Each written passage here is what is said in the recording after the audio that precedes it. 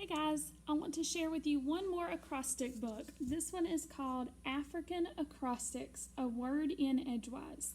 I'm not going to read every poem in here because there's a lot of poems, but I do want to share some of my favorite acrostics with you. There are some in here though that are, I'll share them with you as we go if I can remember where they all are. So some of them are just acrostics that have the letters going down like you've been working on. Some of them are double acrostics. I have one really cool one that I want to show you. And then one of them is a cross acrostic. And then some of them are just really cool. So I want to share several of these with you. African acrostics. And you can see they wrote acrostics going down. I wonder why. Okay, so the very first poem that I'm going to read is actually called Acrostic.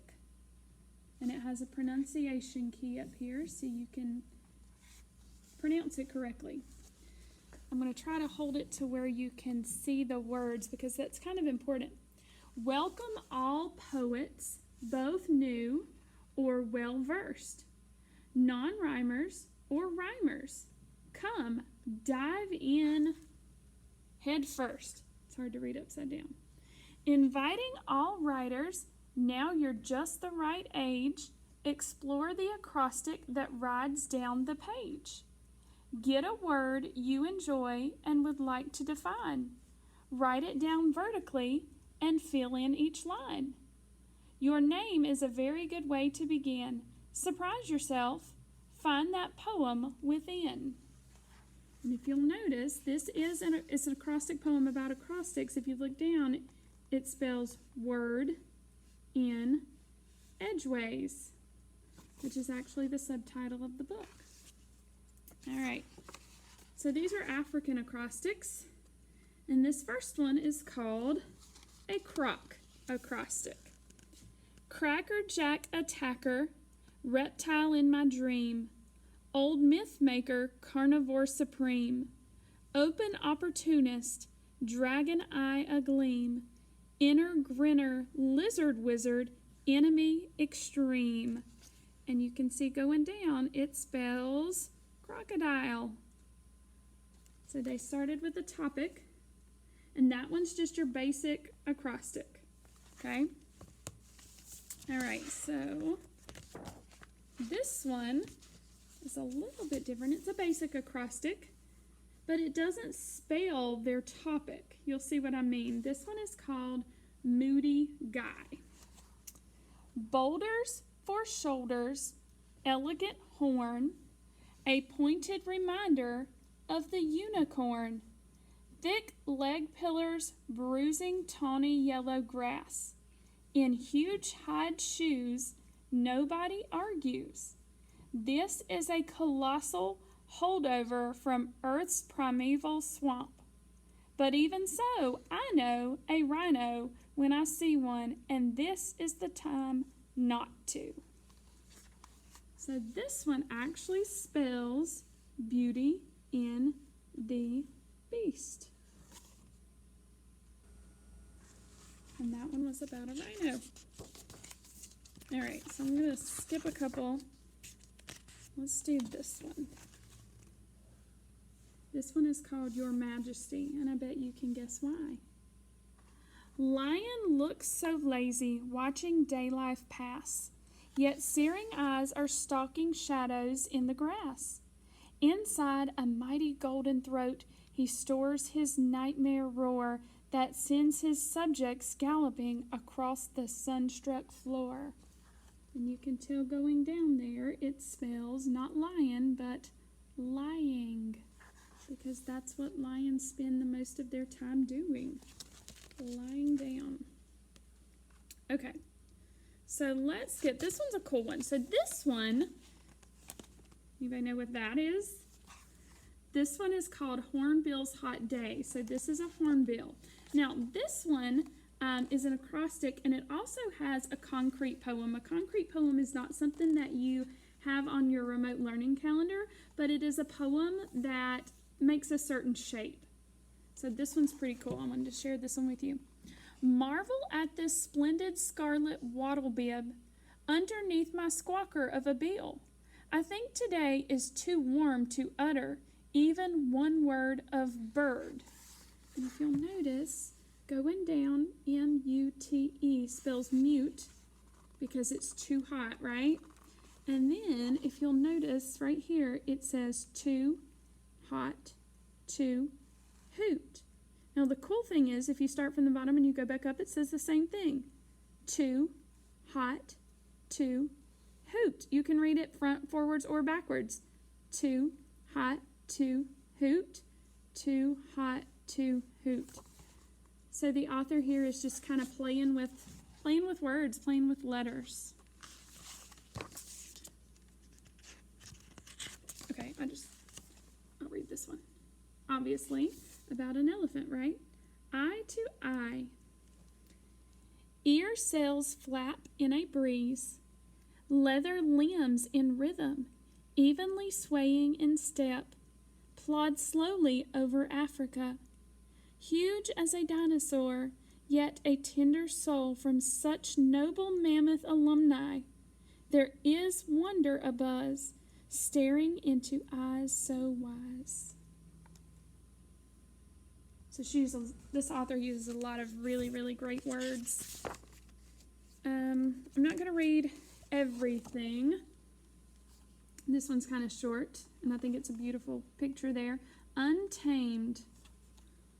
What interest have zebras in leather feathers, I can't read upside down, in leather tethers or dusty saddles, since only the wind reigns in their power and sun so easily straddles?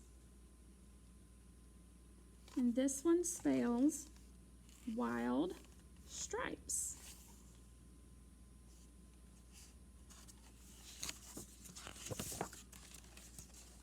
Okay, this one's pretty short. So remember, I told you guys with the Silver Seeds book that you can put one word or you can put phrases. So this one actually has some one-word lines too. So it doesn't have to be one or the other. It can be a mix of both. This one is called Above All.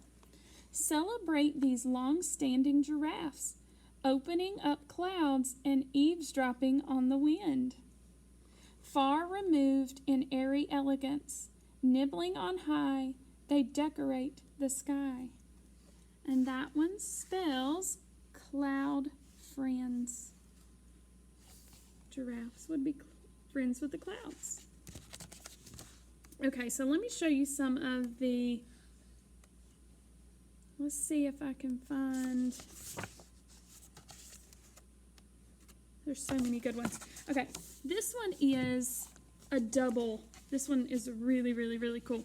This is a double acrostic. And this would be extremely hard to write, but it is about impalas. These are impalas. All right, so I'll show you what makes this one neat in just a second, but I'm going to read it across first. Every reflex wired to escape ambush, yet elegant heads are aware, each attuned and reading Africa, sensing dangers trespass soft, still air. Okay, now let's look down here. This one says eyes, read, what, ears. Now, you're going to jump to the very end. Hear. Eyes read what ears hear. That is extremely hard to write, but in a very, very impressive poem. Impalas in peril. In peril is another word for danger. All right, let's see. There's just some really, really, really great ones in here. Okay, this one is the one I told you about. Hold on one second. Oh, this is the last one. This is one that is a cross acrostic. Leopard plan. Pass over a branch under moonlit sky. Slowly, though still and quiet, blanket the night. Quieter still am I. Now here's what's cool about this one. This is why it's called a cross acrostic. It's not the first letter in each line that spells something. It's the first letter, then the second letter, third letter, fourth letter, fifth letter, sixth letter, seventh letter. And it spells prowler. So if you think acrostics are really hard, imagine what this author did, okay? And one thing I really like, and I would love to share, and some of you have read this book and you might have looked at this page, but it talks about the different kind of poems in this book. It talks about the regular acrostic, and I'll hold this here for a second, so if you need to come back and pause it here to look at it to help you, you're more than welcome to do that. But this talks about the regular acrostic. The author was writing about their cat named Sockeye, so they just wrote the letters of their name and then used words or phrases that describe their cat. Okay, and this is an example of a double acrostic, and this is an example of the cross acrostic, another one. Okay, so remember, we're not trying to write super fancy, detailed acrostics. You're just kind of playing with them. So these are really, really, really good and well-written acrostics, but we're just kind of playing with them, and I hope you have fun. I think some of you, I've already talked to a few of you that are really enjoying playing with these acrostics, and I hope you guys are having fun making your memory books. I hate that I can't see them, but you guys are more than welcome to send me pictures of them. I hope you guys all found the letter that I wrote to you in your memory book. I love you all. Bye, guys.